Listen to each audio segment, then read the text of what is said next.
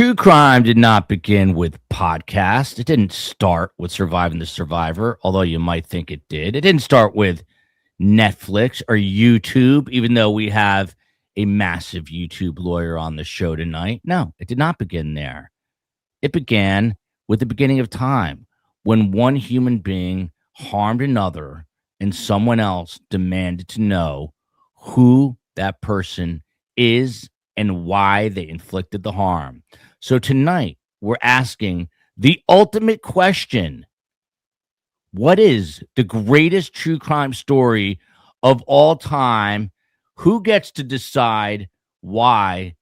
What are the ingredients for the number one true crime story of all time? Only here on Surviving the Survivor. Welcome to the global phenomenon, Surviving the Survivor. Here's your host, Emmy Award-winning journalist, Joel Waldman. What's up, STS Nation? Welcome to Surviving the Survivor. This is the global phenomenon, from Teaneck to Tanzania, from Somalia to Somerset, New Jersey. We are covering all corners of the globe. This is Surviving the Survivor, the global phenomenon, the best guests in all of true crime. And tonight, another stellar idea from me while laying in bed one night. Why don't I put a panel together to discuss what is the number one true crime story of all time? You remember Muhammad Ali? He was the greatest of all time. I've got not one, but two signed pictures of Muhammad Ali in my little man cave where he's standing over the Beatles. It's signed Cassius Clay, and another cover of GQ magazine. I worked on a show with Muhammad Ali, and he is the greatest of all time for other things. But we're talking the greatest of all time when it comes to true crime. Not the most violent, not the most sensational, but the story that actually defines the genre. But before we debate cases, we need rules, because without rules, everything is just noise. But before we get the rules, let's bring in the panel, starting off with the woman who's given off some Christmassy JonBenet vibes, if I may say that, since this is true crime. But she is a top Google attorney. She works for the YouTubes. She is a friend of ours, without further ado.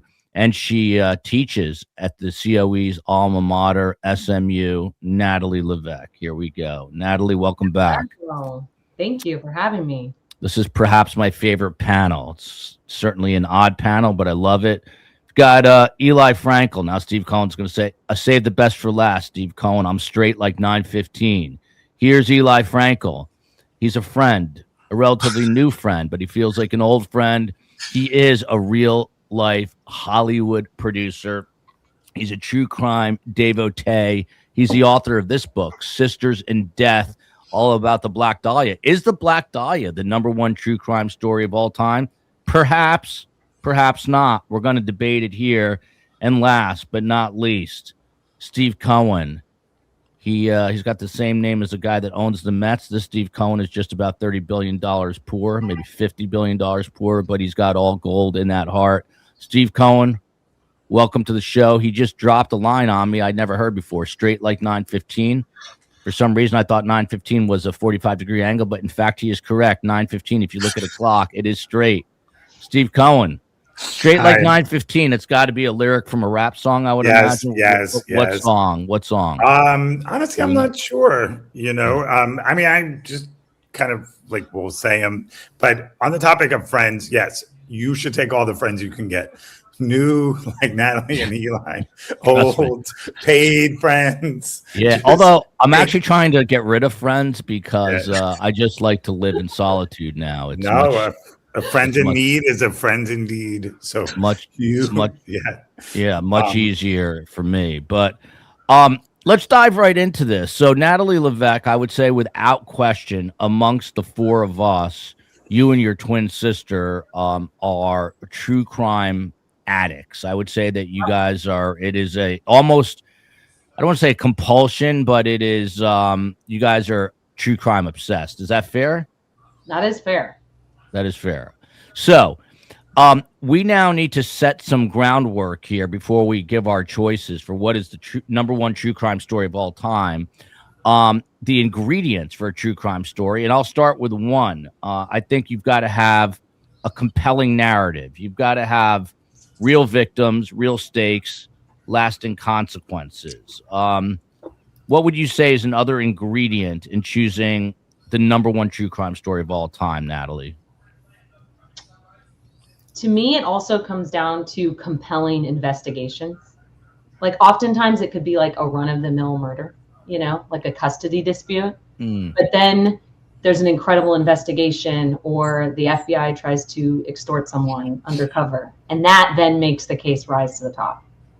Eli Frankel, of the four of us, you are the accomplished producer. That means you produce things, you put them out there, and in order to do that, you've got to do it with creativity, and it's got to have some substance. You can't just, at whim pick a story. It's got to, when you are choosing a story, whether it be for your career as an accomplished Hollywood producer, or when you're a guest on a moronic show like this, and we're talking about what is the number one true crime show, what are you looking for that compels one story over the other? Well, first of all, I would like to say that the current true crime case I'm most interested in is the Christmas tree behind Natalie right now, which looks like it's like been bound with red ribbon against its will, and like Natalie is holding it hostage or something. So it's hot pink, but it's from Temu. So Okay. it's little, it's a little. I'm sorry, Natalie. I had No, to. Natalie is awesome. I But she had is to definitely. I had to rep for the holidays. But Natalie, least you it's are our definitely giving off some like Jean Benet vibes. Am I wrong about this? Like, she's No, got I that- agree. Yeah. The colors are somewhat 90s too. Yeah, I love like it though. Natalie, Natalie's getting sorry. it. Oh, God, she's shooting me daggers. Oh my God, I might be the subject of the next true crime podcast. The murder of Eli. Yeah, that's right. The Christmas Following comments are the too insult. much. Yeah, exactly. Natalie, I love the Christmas cheer. Actually, I'm glad one of us dressed up. That's awesome. good. Yeah, I mean, in terms of like cases and stories, I mean, I'll be honest with you. I don't. In terms of what I look for, when I'm interested in a story, is layers. There's got to be more than just, there was a murder and there was an investigation and they eventually found the person and here was the evidence they collected, or it's unsolved and they never arrested anybody. There was never a real suspect that they found. There's got to be other elements to it, twists and turns that give it this kind of narrative journey, and you're kind of gripped, and it's like, but wait, there's more. This happens and that happens. We love story, we love narrative, and people are fascinated by death and by murder and what the human mind is capable of. But the narrative is really important there too. But in terms of like what cases or what stories become the biggest, I actually think that's kind of an unknown. I think there's certain stories that like penetrate culture and society, and there's not necessarily definable reason, because you can find other stories that have similar elements that just never make it that big. It's hard to tell, and it's probably somebody who's a lot smarter than I will have to do a compelling deep dive research and book about that. Yeah, I will. I'll do it. Okay, No, I meant you, Steve. Tell us, Steve. Yeah, no, I kid. I kid. Steve Cohen, you're coming off a career, Yeah. a good career as a network booking producer. You worked Yeah. CBS, Yeah. the early show, whatever it was called back in the day, and you were speaking to authors. Now your career has plummeted. You work for Surviving the Survivor, but nevertheless, the tenets of a story remain the same. I mean, there are things like, tension, moral tension, psychological depth. But in your opinion, what makes a great true crime story?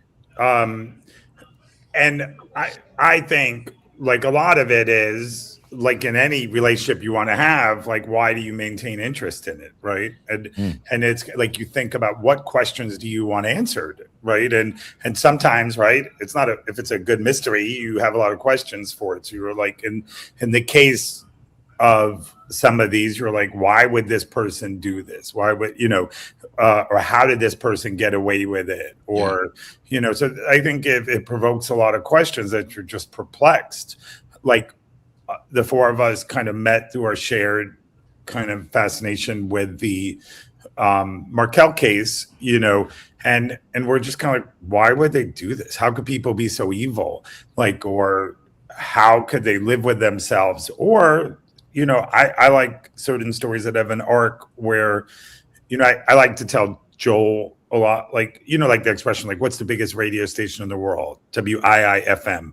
What's in it for me? So what's in it for the viewer? And sometimes for the viewer, we'd like to think like these people, have strength that we could derive inspiration from, and, in some of the ones that I've spoken about, I could reflect about it. But in the case of the Markel, piggybacking off what Eli said, with the layers of it, right? So you have these evil people, all these lives ruined, but you also have, different layers of people who were positive and helped, and so. But I agree with the layers, and I agree with just it really provokes continued curiosity and interest, which is like, again, in any relationship, think about your spouse or your partner. You're continually interested in them and want to get to know them better. And in some of these, you're just like, all right, this guy's a lowlife or did this, and that's it. Well, I agree with all of you, and we're going to actually give our own picks for the top true crime story, and at the end, we will somehow choose one. We'll give some honorable mentions. But Natalie, to you, I've got to ask, we talked about this, I think, on the last show, but I'm curious, why are we obsessed with true crime? I have a theory that is sort of contrarian. I think one of the reasons that we're so obsessed with it is it on some level makes us feel better about ourselves, because these are people in their worst moment, after committing horrific crimes. And then Joel Waldman can walk along and say, well, my life's horrible, but at least I didn't murder somebody. At least I'm not spending the rest of my life behind bars. Is there an element of that to why we are so obsessed? I mean, there's obviously the narrative side of it where we're just really interested in the storyline.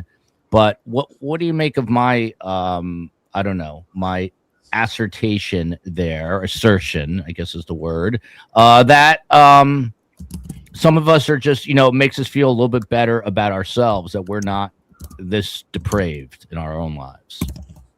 Yeah, I can see that. But I also think that there's a certain amount of, you can sort of understand the tension. Like if we think about the Markel case, we all know people who had rough divorces and custody battles, right? Yeah. But the thing that puts it over the edge is like, but no one in the family stopped and said, we're joking, right, guys? Right? Like I can, and so I think there's part of it like of understanding, and then it's fascinating to me, how did we get over the edge? Yeah. It's one thing to like complain to your friends, or drink too much and say, I'm going to kill him. But how did we go that far? And I think that's the fascinating thing. Right. I agree for sure. It's like, what is it? It's like that 0.1% where they go the extra mile that they should. Usually you want to go the extra mile, but not in true crime. The tapping you hear there will be Steve Cohen writing a PhD dissertation. But Steve, I love it. So hi. Continue on. Eli Frankel, to you. Yeah. What about celebrity? Right now we're covering an absolutely tragic story, which is Rob and Michelle Reiner allegedly murdered by their son, Nick Reiner, in the worst of circumstances. To me, that story, I'm not suggesting it's a number one true crime story. It could be at some point. I don't think it's been around long enough. But that, to me, I've said this on the show, it's sort of like the perfect storm of true crime. You've got celebrity. You've got a double homicide. You've got parricide, a son murdering his own parents. You've got drug addiction. And to me, like cancer in this world, everyone knows someone that's been afflicted by drugs and or mental illness. And now they're saying he was schizophrenic. So the Reiner story already checks off a lot of the boxes. But is celebrity necessary component of a number one true crime story or no? No, I don't think so at all. I think it's kind of its own genre. There's definitely interest in what's really going on behind the scenes in Hollywood, and you see these people who own enormous compound houses and in incredibly expensive neighborhoods in Beverly Hills and Bel Air. Their lives seem to be perfect. They seem to have everything. They've made the movies and TV shows that we all grew up with. It's sort of this impenetrable, glamorous world. And then when something really dark happens, it kind of, in some ways, I think makes it kind of relatable to the rest of the world and the rest of the country. Like, oh my gosh, bad things happen to very wealthy, famous people who seem to have perfect lives and nothing ever goes wrong. And they can take care of anything because of their money and power and influence. And at the end of the day, it turns out, they're as susceptible to the dangers and the frustrations and sufferings of all people. And I think it kind of, in a way, also humanizes them. I think it's been amazing to see the outpouring of love for Rob Reiner and his work, and to understand what he's been suffering through and his wife was suffering through the last 25, 20 years, whatever it was. There's a humanizing element to it as well. But obviously with celebrity, it's just kind of incredible to see people who are these icons. There's so many examples over the years getting caught up in things that are the exact opposite, violence and kind of the griminess of the backside of Hollywood, if you will, which is sort of a fascinating perspective on it. And Steve Cohen, I mean, what about the longevity factor here? Something's got to be a compelling story over a period of time, right? I mean, we look back at OJ, and OJ 35 plus years later, whatever it is, still an unbelievable story. Natalie and I were talking about Candy Montgomery, which is the show on Netflix now, Love and Death, or Love or Death, I'm not sure which, on Netflix right now. Took place, I believe, in 1981, the murder, and it's still got legs. By the way, it was an amazing docuseries. I really enjoyed it. I don't know if you say enjoy, but I really liked it. Someone once told me you shouldn't say you enjoy true crime, but I guess you do on some level. But Steve, what about the longevity factor? It's got to be strong over a period of time, correct? I think so. I mean, obviously, if something continues to fascinate you, like you think of Keats said, a thing of joy is beauty, a thing of beauty is a joy forever, right? Or a classic song is a classic song. Look at Rob Reiner's movies years later, that they still endure anything, worthy of kind of fascination. I know somebody wrote a great book called Sisters in Death about the Black Dahlia from 1947.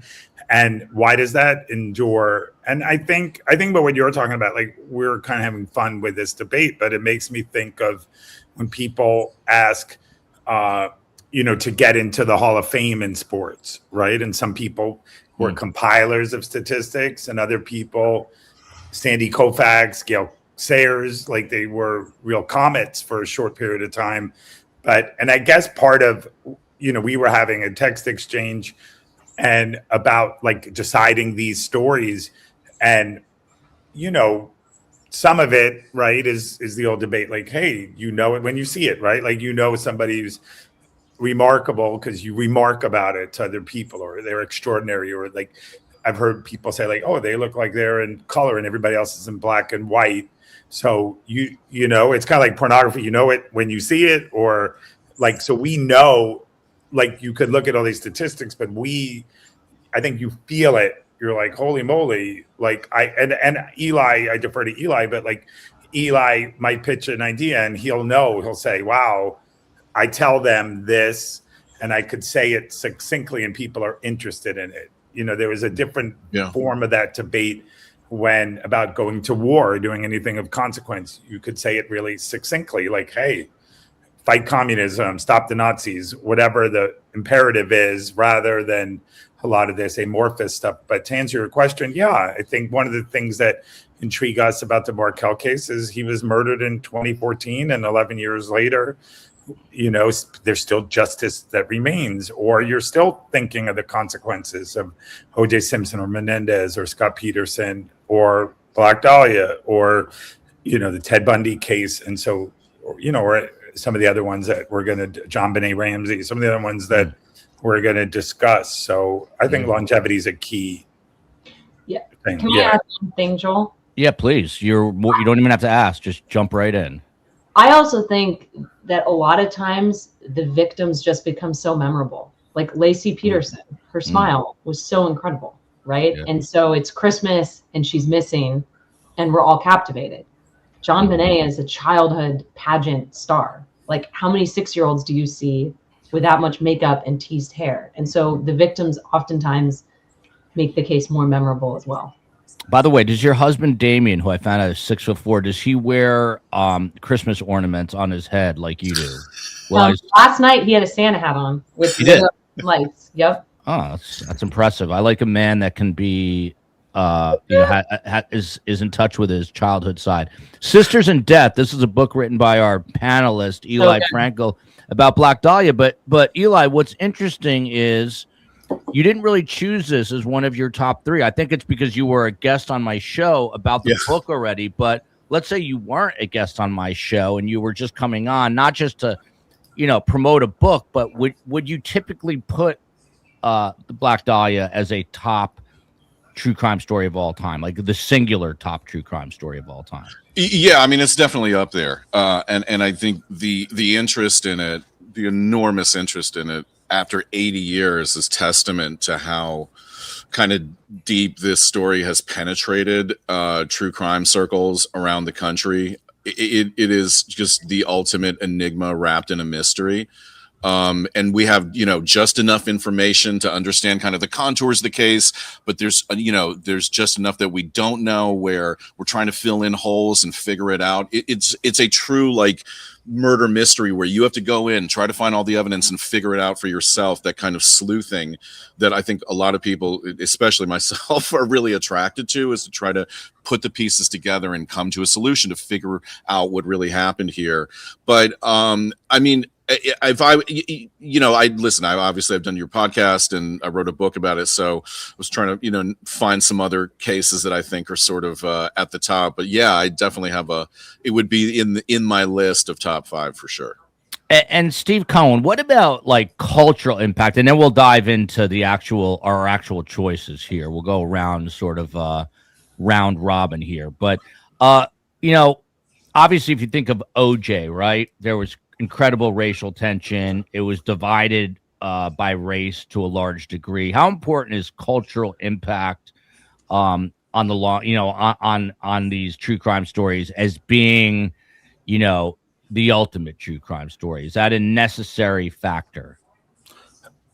I think those are the ones that kind of transcend, and their reasons, like you should care about it. Like, why should you care about it? Well, you might care about it because you're a minority, and you feel like you want to get fair representation, any person who's oppressed, so I think that there was a lot there that culturally that really informed people and opened their eyes to some of the inadequacies in the justice system. And we can get into the specifics of that case, but yeah, I think it's very important.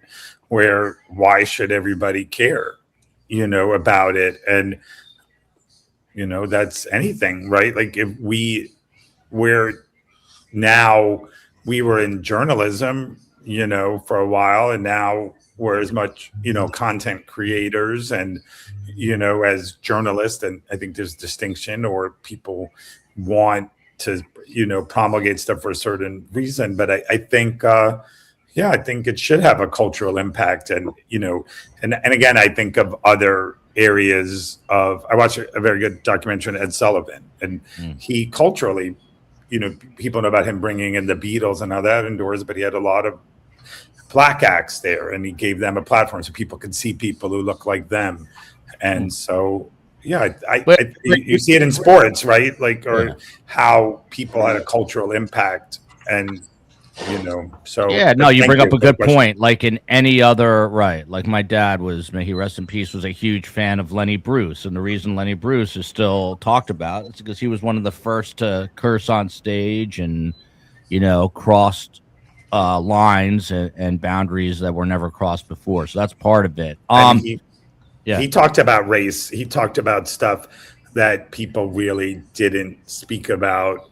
And and I think like I think Natalie said something to this effect. Like, right, you know how like in news they talk about how if a dog bites man, it's not a story, but if a man bites dog, it's a story, right? So some of this is just the sheer, I think, like people have talked about in marketing, like you either ride the wave of something that really is popular, and that could be, wow, this is the latest husband to murder his wife, or it could be something so strange, you know, just some of them that we're talking about, like what Seth Godin calls the purple cow, like you're really different, or Black Swan maybe, but you know, so yeah.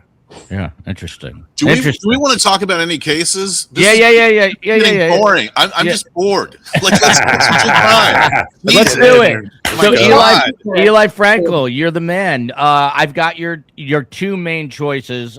You've got Ed Gein here, I believe. As well, actually, hold on. Let's go back here for a second, and I'm sure people at home can play this game as well. So are we listing what we think are the top true crime cases, or what our favorites are, or is it worth it to do both and compare?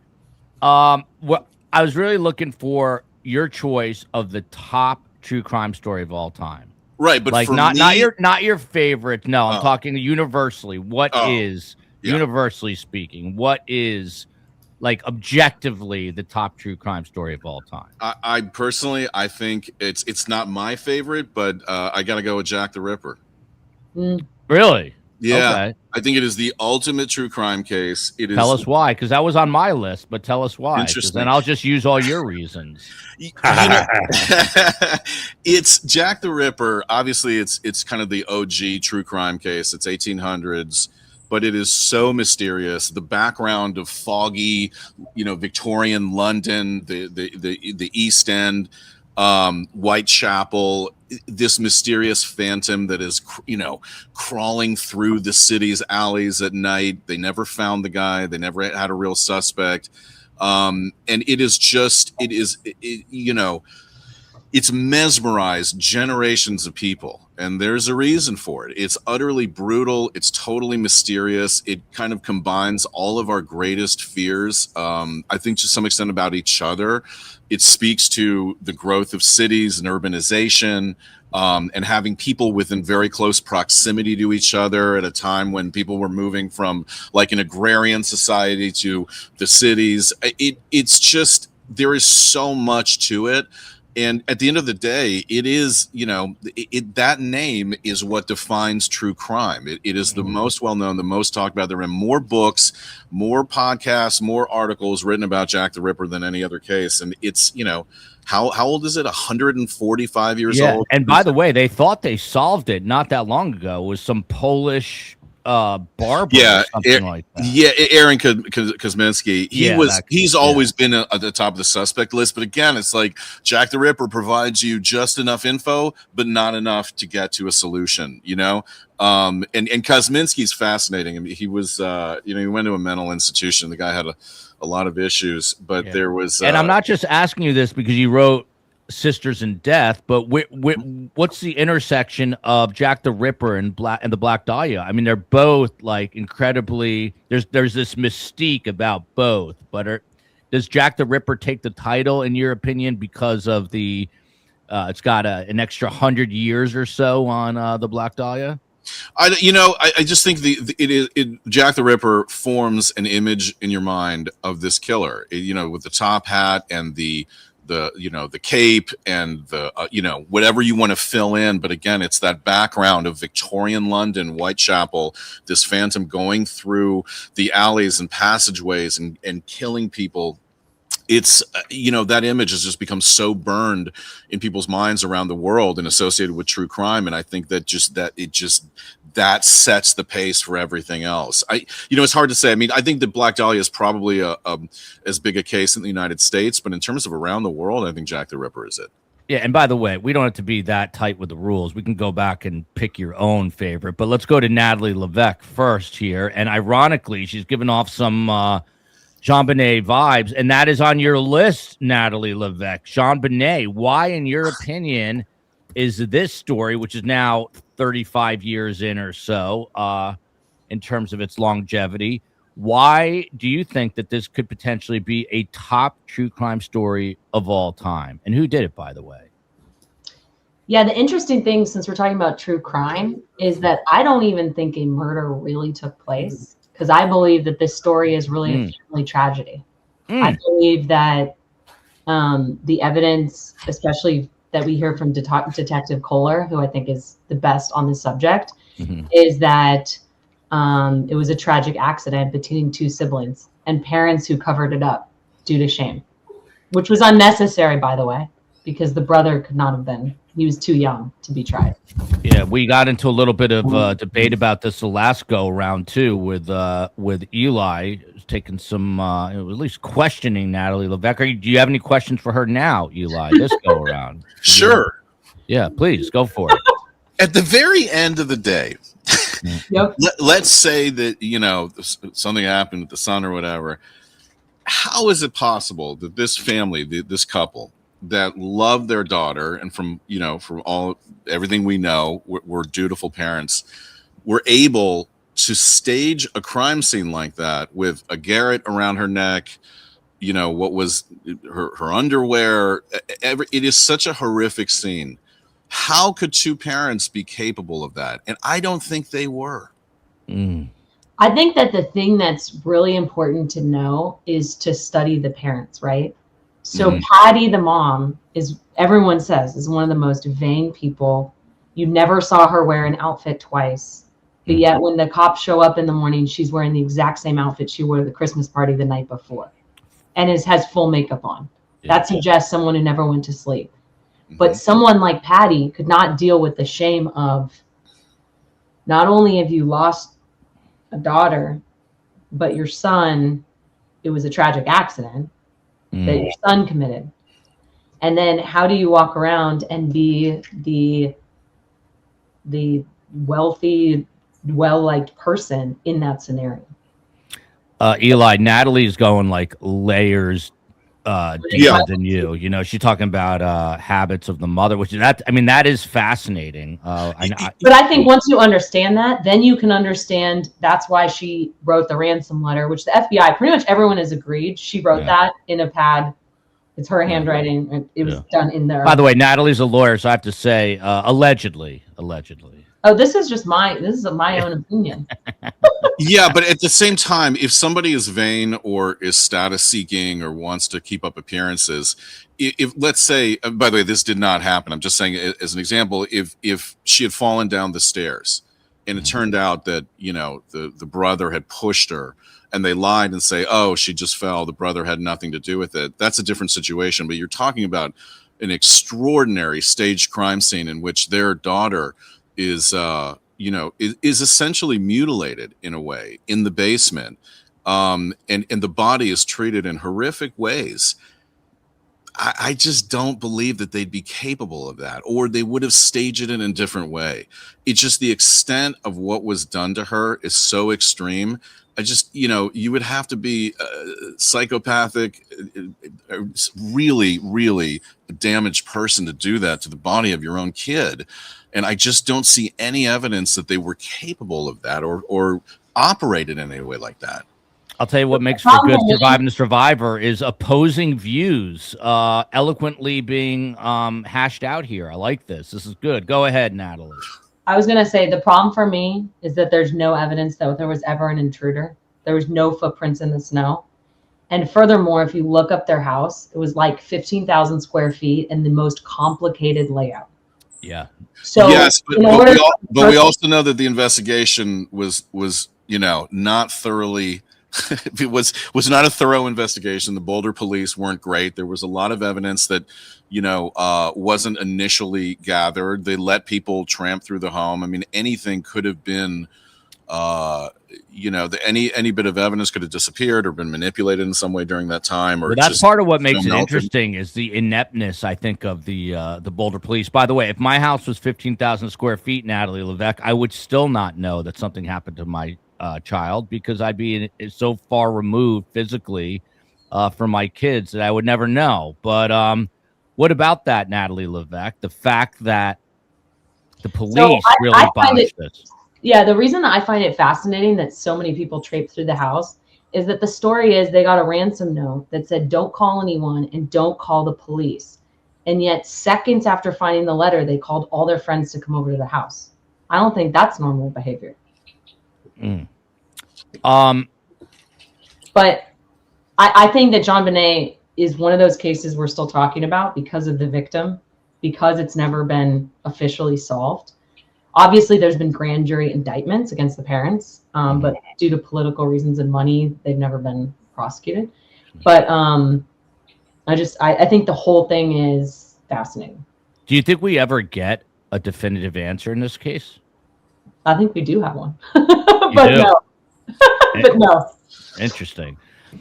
Steve Cohen. I don't know. I mean, this is one of those cases. It's new enough. I wouldn't be surprised if one day, there's some kind of DNA connection and they find the person, or according to Natalie's theory, they're able to connect it or something to the Ramseys. But I mean, look at like what happened with the yogurt shop murders recently, or Golden State Killer a few years ago. It's amazing what's happening right now technologically, and sometimes you wake up and it's extraordinary. Some case that's been baffling for 40 years is suddenly solved. Like anything's possible, it seems today. Yeah, and by the way, I think one of the things that puts it way up at the top of the list of all-time true crime stories is the fact that you got these nut jobs that came out of the woodwork. The guy from Thailand, who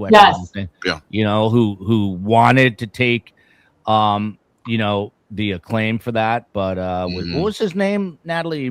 Mark something or other, right? Yeah, I forget his last name. I'm gonna look that up. Steve Cohen, on your list here, top of your list, O.J. Simpson. How come? You're muted. You got to unmute. Who's he, Steve? Yeah, exactly. I really went on a limb there. Fine. I know. It's, it's straw.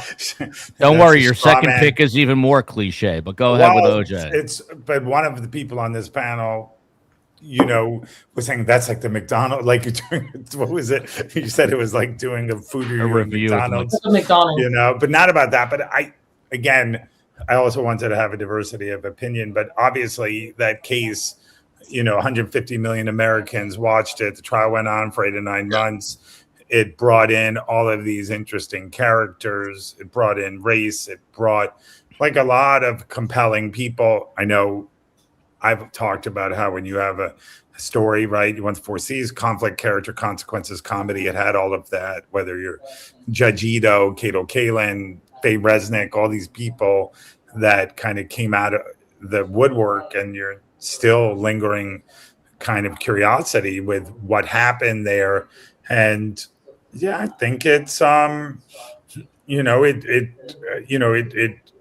soap operas, it kind of really disrupted and changed things even there. Like soap operas used to run on all these stations, and then this was more compelling and it supplanted those programming, and it really probably put the onset of, I think, the Menendez brothers, which of course is also on my list, but really led to the advent of court TV. But I think people are interested in it, and for all those other reasons, right? He was a celebrity. People couldn't believe, like, somebody who is in all those Hertz commercials or Naked Gun could do something like this. And we also feel for the victims, the Goldmans and Nicole Brown Simpson. We'd like to think that's part of the reason why, and they've never really gotten justice. Yeah, I go ahead. I was going to say, Natalie, real quick, that I don't think people who weren't alive, they don't remember how beloved OJ was. He was this larger than life figure, very handsome, super well spoken. Everyone just loved the guy. He was like universally loved before this happened, and we saw this other side of him. I'll never forget this. One day, I worked in Tucson for a long time, and every once in a while we'd run up to like Phoenix, Scottsdale for a weekend. But I remember I'm in Nordstrom's, of all places, in Scottsdale, Arizona, and the person working the men's shoe department was Fred Goldman. Oh, wow. Ron Goldman's father. Really? Was a shoe salesman at Nordstrom. I remember getting into a long conversation with him, and it was so surreal because here's a guy that you've seen his face plastered he was on TV all the time, and then you see him, and there were these civil suits, and he was supposed to be quote unquote set up for life, which may be happening now. But then, you juxtapose it with the fact that he was still working in the men's shoe department of Nordstrom's at a somewhat advanced age, and it really kind of hit home. But Natalie, I don't know if you forgot the point you were going to make a minute ago. I was just going to say that I think it's important to remember that Rodney King happened like 11 months before the court case. And I think that really set the stage in Los Angeles for then OJ. Yeah.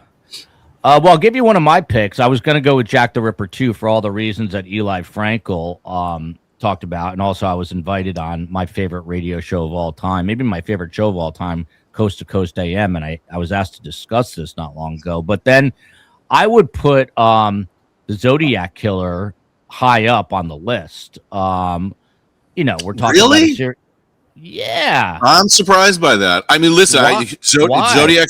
Zodiac's amazing. It's a huge case, but I mean, think about the top cases: Jack the Ripper, Black Dahlia, JFK assassination, OJ. Like, Zodiac is an incredible story, and it's terrifying. But like, does it have the same, level of fame and are people talking about it the way they are about those other cases? Well, I just feel like whoever that is could still be out there potentially, or I mean, they're probably dead, but they died in 1982. Yeah, for real. Do you? Who is it? Who do you believe? It's Arthur Lee Allen. Oh my God, I can't believe that anybody is still debating this. There's no doubt that it's Arthur Lee Allen. Why are you so sure? I'm sorry. I think he died in 1992. I'm sorry. Why are you so certain? Oh, the evidence is overwhelming. Oh my God. I mean, we could do a whole other podcast about it. I think case closed on Zodiac. Solve the Zodiac Killer case. Yeah. I didn't solve it. Other people did. I mean, I think it's a slam dunk. I mean, Natalie, do you think it's up there, the Zodiac Killer, in terms of I'm not that into that. Nah. What's that? I'm not that into that case.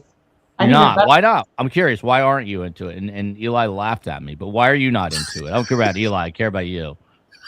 So I'm less interested in serial killers, and it just never made me red pill. Really? See, I don't know. I'm absolutely fascinated by serial killers, that they can, because I feel like a serial killer, if they weren't a serial killer, they'd be like the CEO of like, some massive company like General Motors. Like, I feel like they're so smart and thought out and obsessive. That if they weren't using, I mean, look at our friend Kerry Rawson, right? Steve Cohen. I mean, her father, the BTK serial killer, this guy was living in plain sight for like, 30 something, 40 years almost, president of the church, an animal control officer. And he just had this crazy obsession that he couldn't let go of. But if he was as obsessive and deliberate about that, again, I could have been the chairman and CEO of Target if he wasn't so focused on murder. You know what I mean? So that's why I find them absolutely fascinating. But Eli, let's go back to you, because you're an interesting study here. You're like into the true crime intellectual. You gave me. Oh shit! Am I? That does not speak well of true crime intellectuals if I'm the true crime intellectual. Okay. But Ed Gein was high on your list. How come? Well, I mean, that's on the personal list. I mean, if we're still talking the biggest cases, we can do both. All right. Yeah, I mean, personal. Yeah. By the way, in this next case is definitely at the top of, near the top of my personal list as well. But you cannot have a true crime list without mentioning Charles Manson. Okay. Yeah. I mean, that one is. Which, by the way, I got to say, you produced a show on Charles Manson. What was the show? Where do people find it, Eli? Let's plug all your stuff. Yeah, I mean, Helter Skelter. It was on MGM Epics. I think it's available on Amazon, and just search for stream Helter Skelter. I mean, I think that Manson is, again, it kind of is this aggregation of all these things that are like the most interesting aspects of true crime, including this unbelievable Svengali element of this 5'3", 130-pound man who was somehow able to hypnotize what is the short is obviously it's a lot more complicated than hypnotism, but is to mesmerize these people into doing his bidding and killing. It's just an unbelievable story. The hippie element, the Spawn Ranch element, the celebrity victims. I mean, it is an incredible story. And at the center of it is the mystery of Charles Manson himself, who's like, you know, never had any really self-awareness of what had happened and didn't take any responsibility for it, and did these series of interviews in prison over the years that are just utterly fascinating because he's so in his own twisted mind and never leaves it. And so he kind of remains this like object of utter fascination and horror. Yeah, that's a, you know, that's a big true crime case. Eli, besides true crime, what else are your passions? I mean, you're like a Hollywood producer. Are you like a big pop culture guy? Are you into like, I don't know, like what Bruno Mars is doing after the Grammys? Like, are you into this stuff? No. Oh my God. No, yeah, you're no, not. I'm not into celebrity culture or like pop culture right now, but I'm definitely into like weird pockets of pop culture.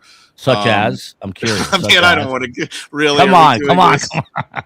Dude, give me something. I want to know how this mind works. Yeah, no, just say it. As long as I'm obsessed with Disney history. I love Star Wars history. I'm really into Kira Kurosawa movies. I love 70s rock and roll. I mean, it's so all over the place. What about Disney history? What is it about? Oh, all of it. Yeah. Really? Why? Oh, Why? yeah. Why? God, that's fun. This is a true crime podcast. I could never be interested in the history of Disney at all. Oh, yeah. It's so good. We'll do offline. I'll get you into it. Joel, really? if you work in entertainment, you're less interested in celebrities. That's how it works. Yeah. I mean, the more you work with celebrities, the less interested you become. Well, Natalie, let me ask you the same question. I mean, I know Steve Cohen. He's like a hip hop aficionado. The guy likes book. Steve Cohen consumes pop culture 24/7, right, Steve? I mean, I think you're like you're like into sports, pop. Like, I'm not really interested in anything. I'm really like very one-dimensional. I'm into nothing. I used to be. No, that's not true. Like, you like UFC. Yeah, I'm a big fight fan, but I don't know. Complainers. You like mothers. I got to see. Listen to this. I'll tell you what. I got the COE third row tickets to see AC/DC in New Jersey in September, and it's literally I cannot wait. That's awesome. But most people are sort of like, "What are you doing?" But what's your favorite song by them? There's so many. I mean, Back in Black. Thank you. Yeah, but the COE is like, I don't know any of their songs. I'm like, literally every one of their songs is an absolute hit. Real music fans though are like, they're so one dimensional, but I mean, I love them. I've seen them a few times, but. Are we really talking about AC/DC right now? Yeah, on a show about true crime. Let me reel it back in. Let me go back to Natalie. Dirty Deeds Done Dirt Cheap. Money Talk. What's your favorite song, Joel? Thunderstruck. I mean, Thunderstruck. I love them all. Okay, good. So Natalie, I'm really just white trash. I'll tell you what I like: fights, AC/DC, and been known to take my kids to like the rodeo. I mean, I kind of love it all. Oh, nice. Sherry Rasmussen, one of your picks, Natalie Levesque. I didn't even know who she was till you told me who she was. I did not get into true crime really till I started hosting this show. It was everything in my life's been an accident. I do love true. I mean, I've always been like a Dateline. I was up late last night and I watched 2020. I'm fascinated. I think because my dad was a psychiatrist, my mother's a social worker, and I love like the human. Like it's what you were talking about earlier, Natalie. Like, what differentiate? Who is that person that is going to take it to the next level of murder or murder for hire? Like that's what intrigues me. But you have Sherry Rasmussen at the top of your list. Who is she? Why is she at the top of your list? Yeah. So Sherry Rasmussen was the victim. She was shot 3 times in the chest. It appeared to be a burglary. This happened in LA. And the reason I became obsessed with it is because it turned out that LAPD had to investigate one of their own. 23 years after the murder, after it had become cold, they reopened the case and they swabbed the DNA from a bite mark on the victim's, Sherry's arm, and they realized it was a woman. So then they had to go back and figure out what women were in her life. And basically it was a love triangle. And so an LAPD officer, Stephanie Lazarus, who'd risen the ranks of LAPD, ultimately became a detective. They surreptitiously got her DNA and realized that she was the murderer. Wow. And so what was crazy I'm sorry, I didn't mean to interrupt, but you claim that police interview is amongst your top 3 or so police interviews of all time. Yeah, Stephanie Lazarus's interview, I watch it once a year. It has millions of views on YouTube. It is one of my favorite. Wait. I'm sorry. You watch it once a year? Like, it is incredible, Eli. It is incredible. I've been begging Joel to do a show on this. It is the most amazing interrogation, because what happens is these cold case detectives realize it's her, and she works down the hall from them. So they have to figure out how. We know she somehow bit the victim the day she died. How do we interrogate her, but she's not armed? Because we don't want to be shot. They have this whole ruse, and they have her. They say that they have someone in custody to get her to go to the jail, to put her gun down. And then you watch for an hour while Stephanie says, I never knew her. Oh, I don't know her name. And then this slow realization that she is caught. It is incredible. God, that is a great choice, really, for best true crime. That's amazing. So I followed this case in Los Angeles. Eli, are you being serious right now? I'm serious. I think I'm not being sarcastic. I think that's really interesting. You know, because I've seen that interview, Natalie, and I that's a really interesting take on it. That's a really unique choice. I'm serious.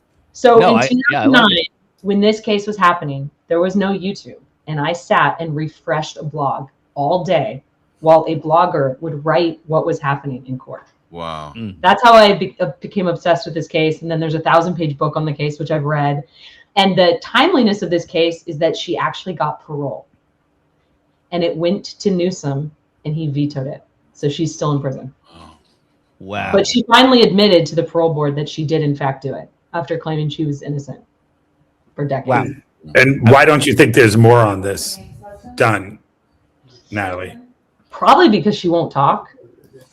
I mean, it was on Dateline, it was on 2020, but there hasn't been a documentary. Probably her husband is also an LAPD cop, interestingly. Is there a time of year that you watch it? Is it like Christmas Eve every year? Like, how do you know you're not going to forget? Is there a time? What is the time of year? Is it in your calendar? Yeah. Usually what happens is I watch some Dateline or something that had an incredible interrogation, and then I go, oh, I haven't watched Stephanie's in a while. It's truly incredible, Joel. You have to do a show on it. Yeah. Now, I got to ask you a weird question. So my kids are their lives are ruined because I host a show, and they know everything about the Adelsons and the Markells. They're like constantly, they're quoting the Reiners now. They know what schizophrenia is, and they're like 11, 9, and 6. So their lives are ruined. My life was ruined by my parents, who were both therapists. But how do you keep the horrors of true crime from your own children? I watch it on my cell phone or an iPad with AirPods. You do, like quietly. You don't know what you're. Okay, good. So you're protecting them. And by the way, not to harp, I did not know the Candy Montgomery story. And if you haven't seen it, it's called Love and Death on Netflix. I mean, that's an unbelievable story. Like here in Dallas, Hotel Home is like 10 minutes from my house. Really? I mean, is it still there? Still there. Really? You rent it by the hour though. So yeah. Eli and I'll rent it and go talk about Disney history. I'm never recovering from that, am I? No, I'm Steve Cohen with another, another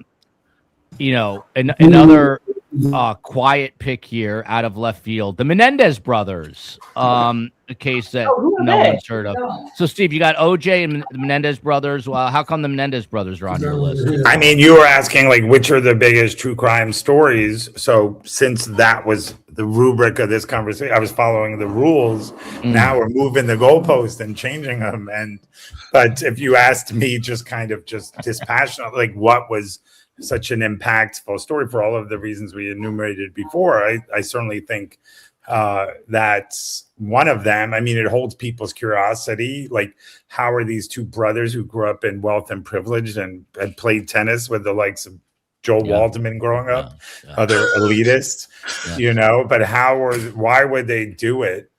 And then you know, They were literally at a pro level, by the way. I mean, those guys were so good. It was unreal. I mean, the one played at Princeton, I think.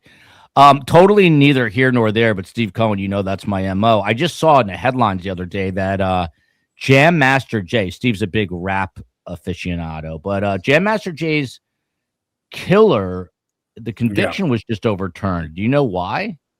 I saw the headline and I remember looking at it and I should have looked deeper, but I should have looked deeper too. I mean, certainly not a top true crime story, but it's in the news nonetheless. Steve's looking it up now. Let me bounce back. Judge over. Well, we should say it. We shouldn't leave like on a cliffhanger. A new trial was in a decision filed in federal court last week. U.S. District Judge granted the acquittal asked for by suspect Carl Jordan's attorneys. A new trial was not ordered. So, I'm honestly not sure.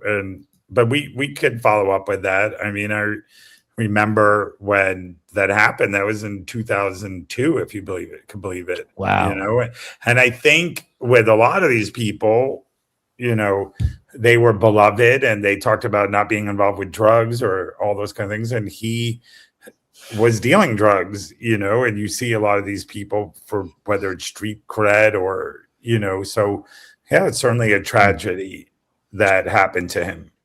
Yeah, but by the way, Eli, I mean, this is an interesting, from what Steve just brought up, 2002, that immediately makes me think of 2001, and it's hard to believe we're coming up on the 25th anniversary of 9/11. But what about these, you know, like the, you know, 9/11s, the Holocaust, these other stories that are criminal in nature?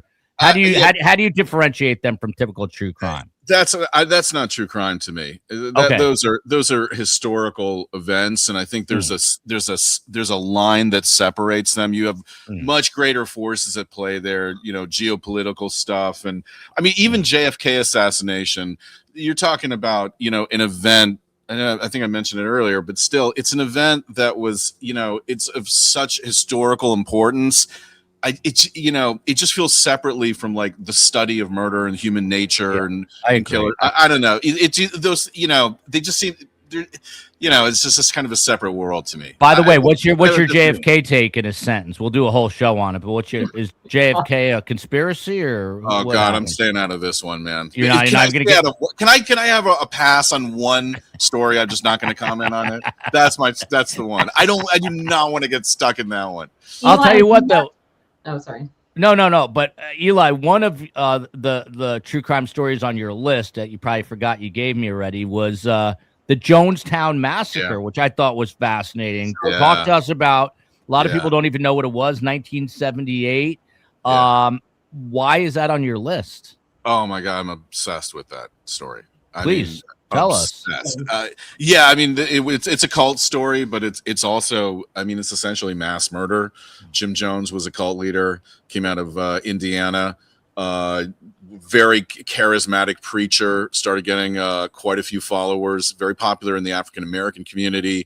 He spoke to injustice, he spoke to social justice issues, and he really created a movement, you know, trying to change the world for the better. And then they moved out to Ukiah, California, and started building their cult. And it got darker and darker, and he got more and more control. They moved to San Francisco, and then eventually he takes most of his followers to Guyana, a very remote part of Guyana in South America.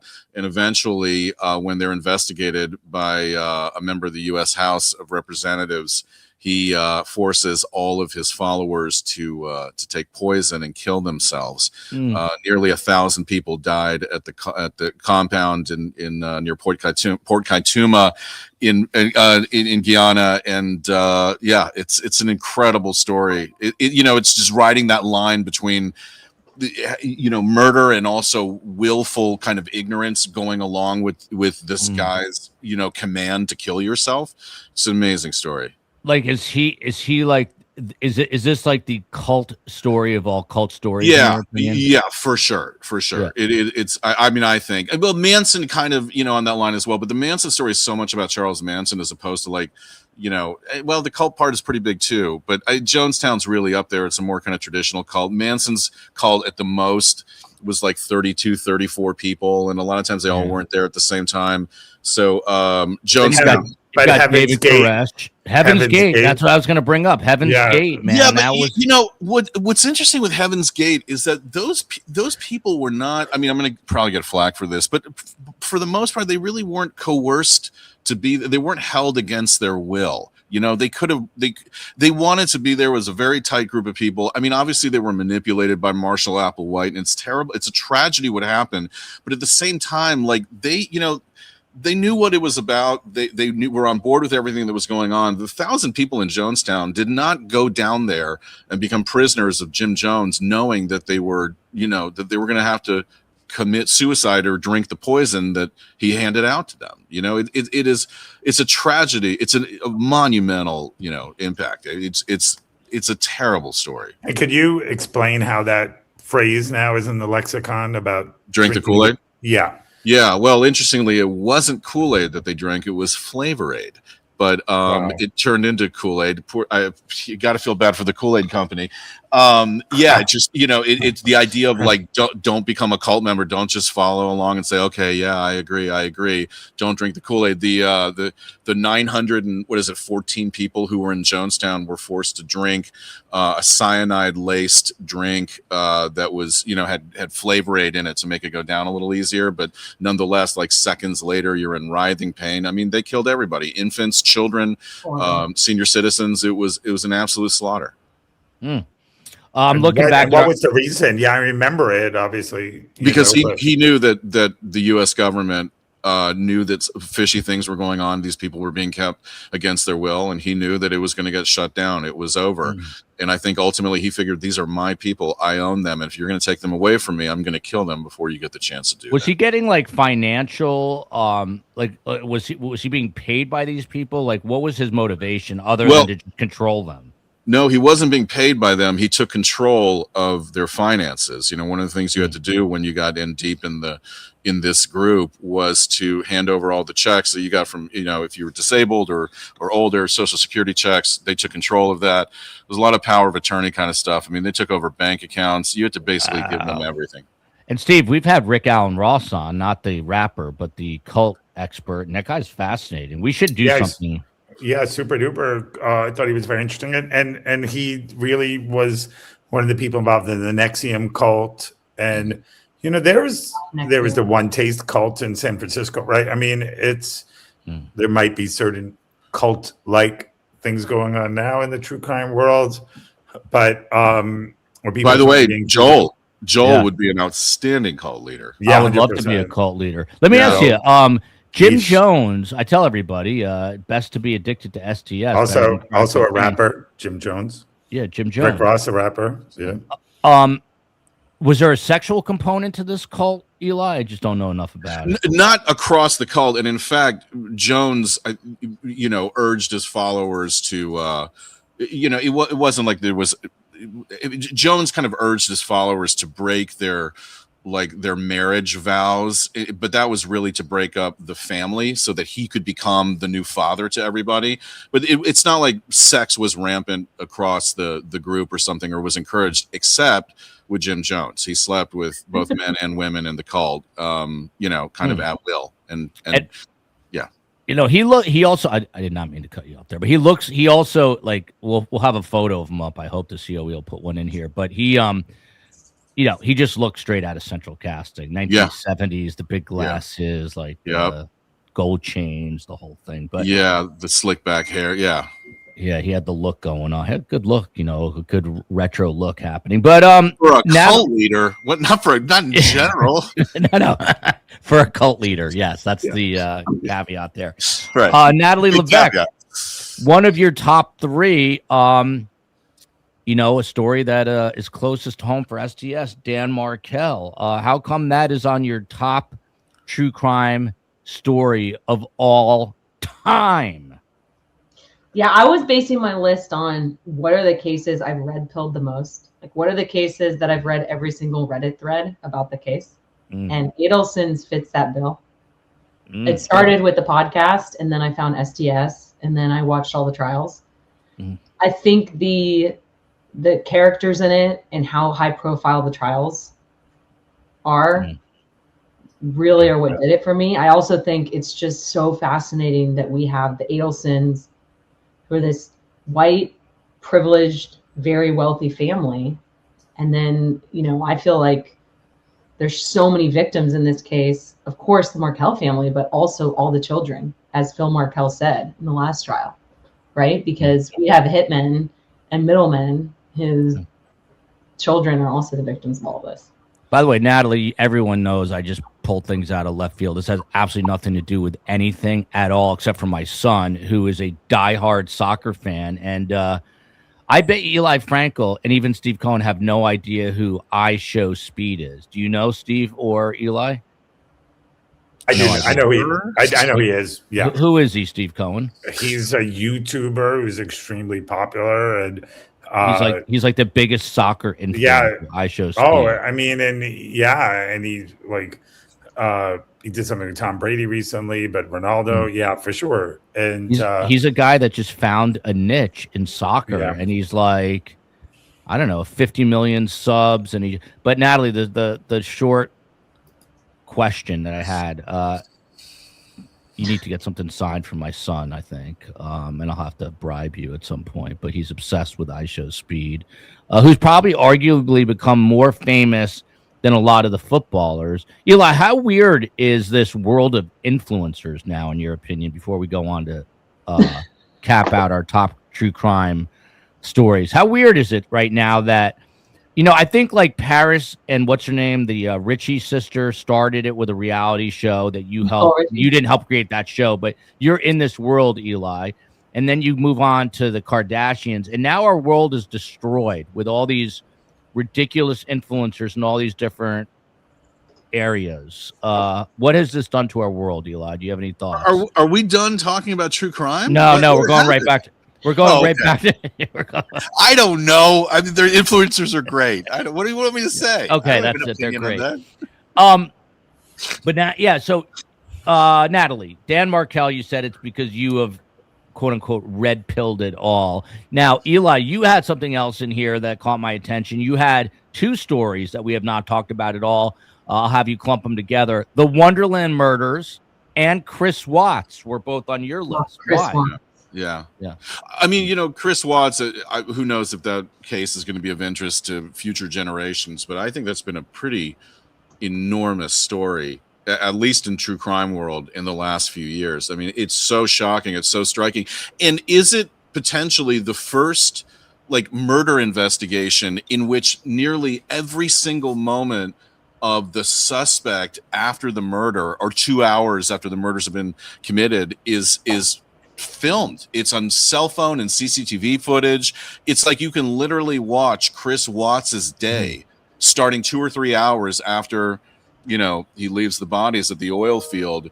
It's unbelievable how much footage was shot. And I think that actually Chris Watts is an indication of where murder investigations are going in the future, or at least true crimes investigations, is aggregating all this footage from these various sources and putting together the timeline through it.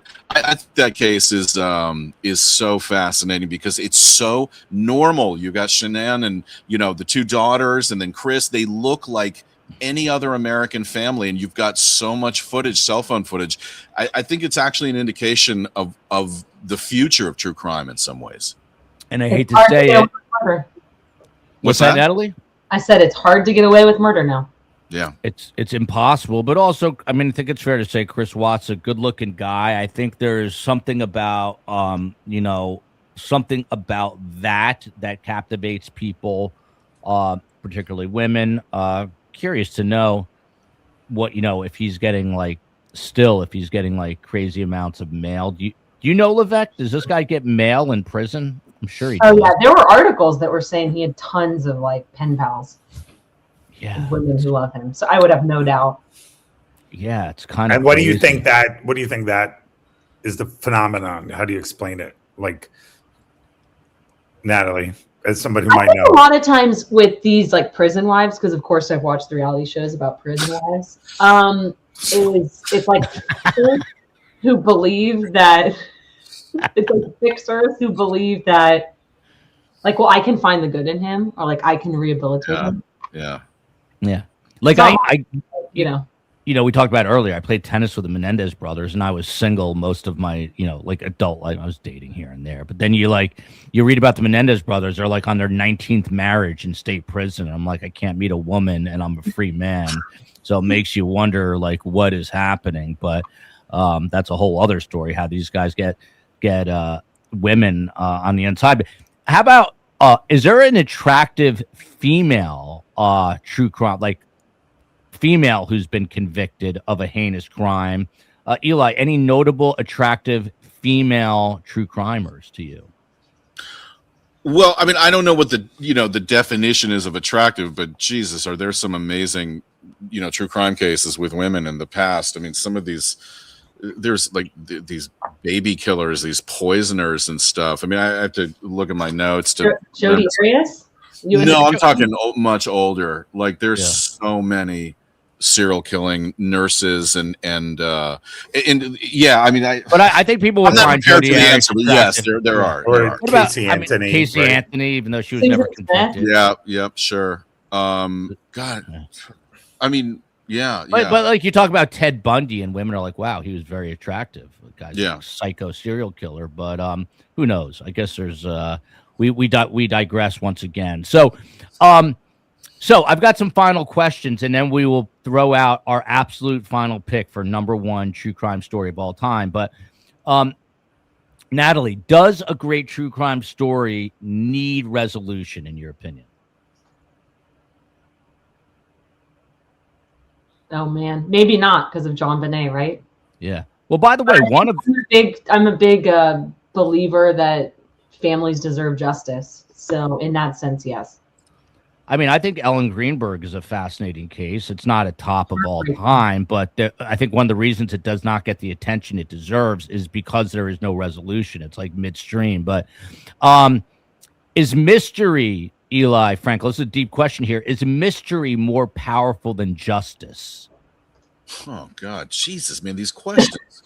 They're great. I come prepared. I'm straight like 9:15. Exactly. They're great questions, but I'm either not smart enough or not prepared enough to answer them. Is mystery more powerful than justice? In other words, does the mystery transgress the justice aspect of it as an element of a true crime case's notoriety or fame? Correct. Yeah, oh yeah, I think so. Absolutely. I agree. Yeah. How about Steve? Does cultural impact matter more than body count? The cultural impact of a story.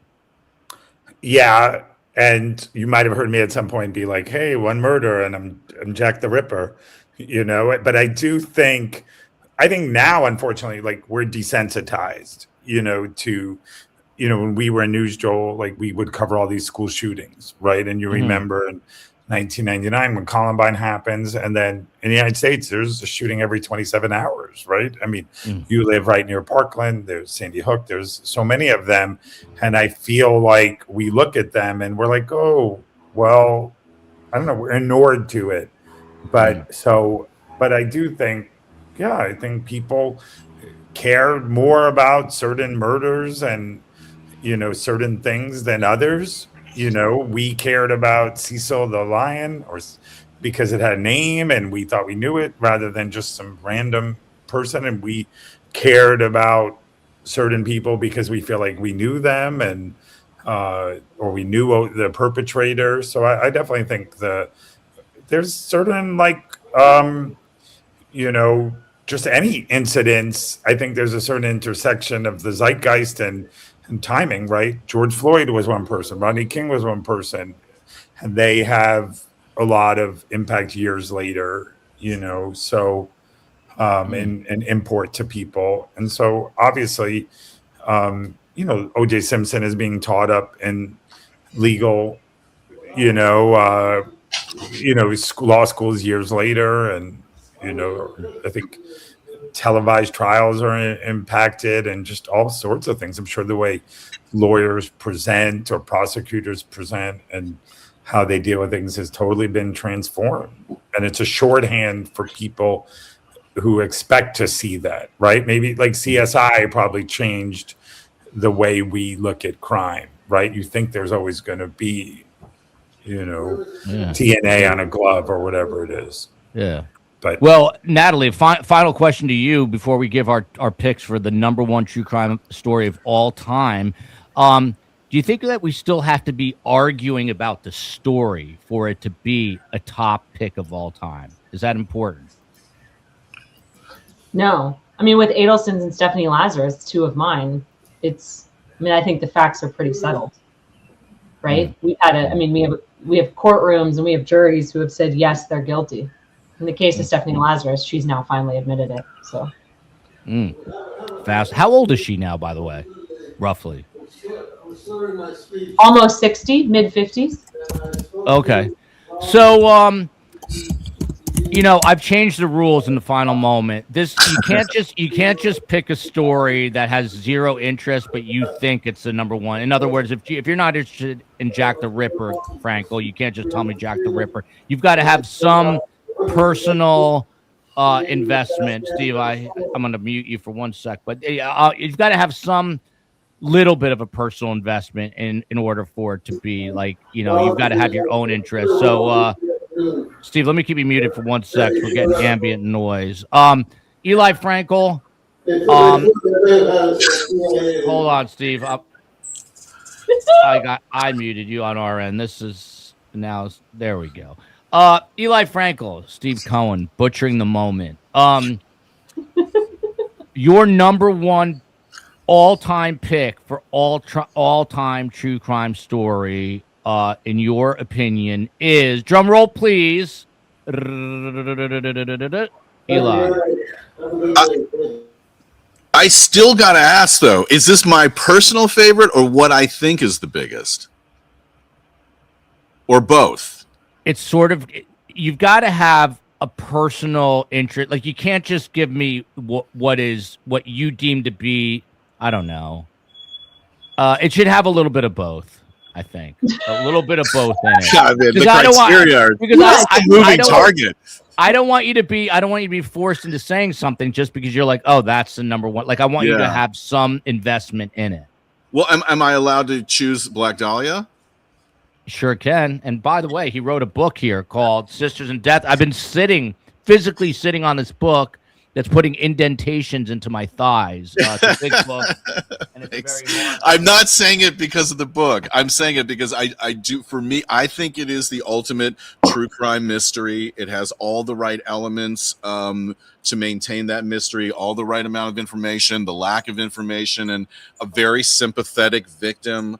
And the world it inhabits, like, noir, post-war Los Angeles, the dark and the shadows. To me, it is just an extraordinary singular murder case.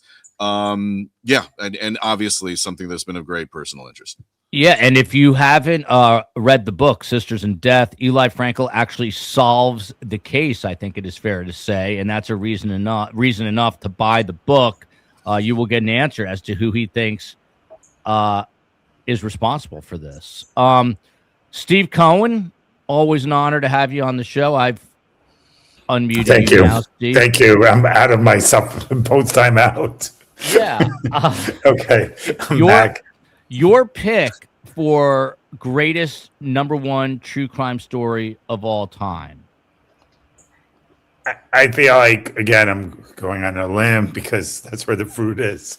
I'll say O.J. Simpson. I just think for all those reasons, but me personally, and I definitely find the Markel. I'm more intrigued by it, but it makes me think of when people talk about like Oscar picks, like, which now is, I don't know if you heard it on YouTube, which Natalie, helped shepherd, but like people say, well, who do I think's going to win or who should win? And, like, to me, I mean, it's definitely the Markel case. I think it has, I remember Joel was on a panel with Dennis Murphy, and Dennis Murphy talked about all the ripple effects of a crime. And obviously all these other cases do, but I think of, just all those kids without a father, just from the murder of one person, but also all those other characters and people in that ecosystem who were pretty amazing. The people who passed the Markel Act, that 80-year-old, that elderly neighbor, Mr. Geiger, who, if it wasn't for him,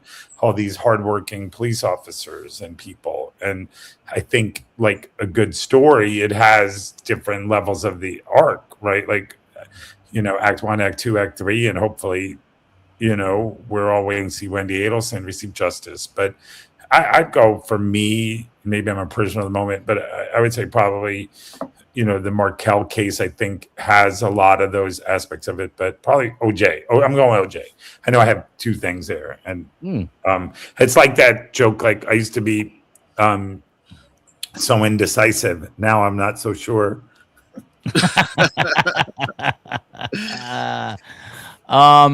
Look, I think OJ is sort of like, it embodies it all, fame, murder, all these things that I think the Reiner murders has. The Reiner murders, obviously, not even 2 weeks old at this point, but we'll see how that endures over time. I think Dan Markel is obviously super close to us, and so I'm going to be a politician. I'm not going to give an answer.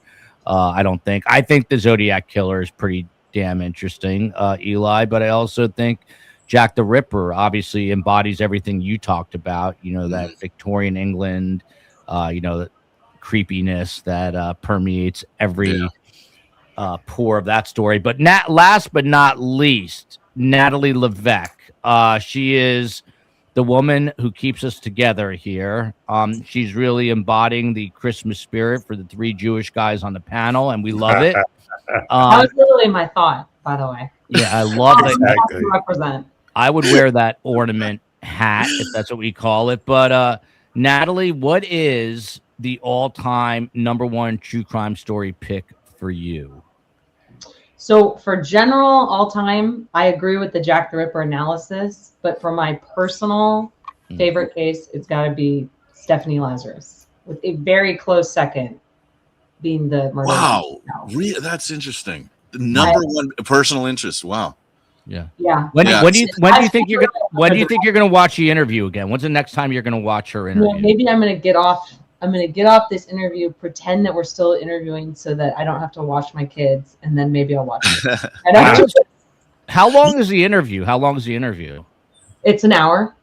What I would love to do is get video of you watching the interview. Yeah, we want a reaction video. Yes. Yeah. We need to get the body language analysis guy. Yeah, Dr. G. We have to get Dr. G on it.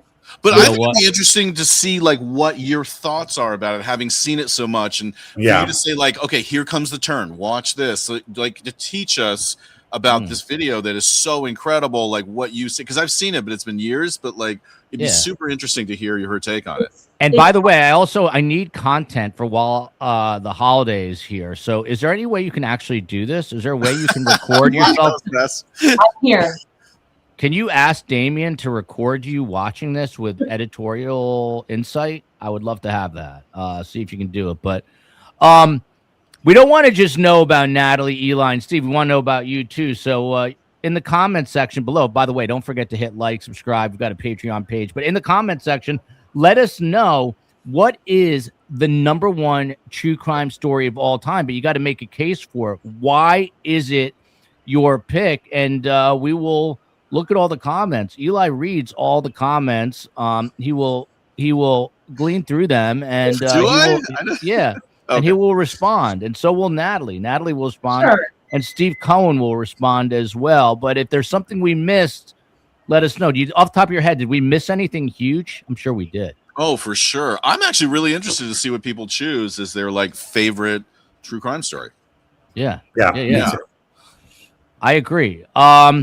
On that note, just want to wish everyone a happy Hanukkah, happy Kwanzaa, Merry Christmas, Happy New Year. Eli, are the holidays your favorite time of the year? No. What do you do over the holidays? Just try to avoid people like me? What do you do? Yeah, I just try to avoid. No, I love doing true crime podcasts. That's how I spend my Christmas. Me That's too. Awesome. Right? I'll listen to a million true crime podcasts, watch a few documentaries. It's not good. No, it's not good. And Steve Cohen, I heard Jacob, your father, in the background. Send our love to him. Yes, and, thank you. Thanks. Natalie, one of these days I have to get you and your twin sister on this show, just the two of you. We need to come up with a topic, so throw suggestions my way and we'll do it. On that note, Love you, America. Have a great holiday. Thank you. We will see you on the Thanks. flip side, and let us know what you think of the show and what you want us to do next. We're keeping this panel together. Give us an idea for our next show. See you soon, everybody.